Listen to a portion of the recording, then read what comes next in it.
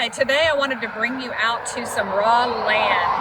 I got to thinking it might be helpful to let you know what to look for when you're considering purchasing raw land. One of the first things to consider is the zoning, of course. Is it residential? Is it farm and ranch? Is it commercial? Is it industrial? Also, any kind of exemptions that are on the land currently. Does it have an ag exemption? Have you some cows and some goats?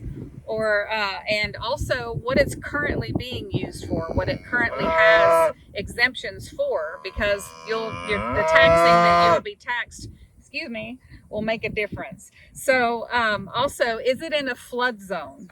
That'll make a difference on what you're allowed to do with the land as well.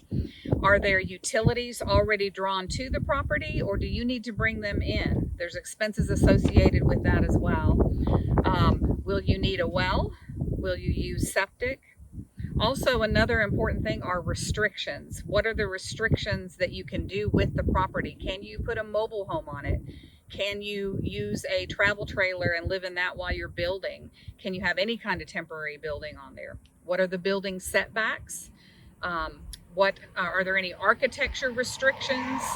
You have to build a certain size house. As you go more rural, you'll have less restrictions, but when you start coming into communities, you could have more. Another very important thing are easements. Do you have any shared easements with neighbors that have been grandfathered in that you're not aware of? Just a few things to think about when you decide to buy land.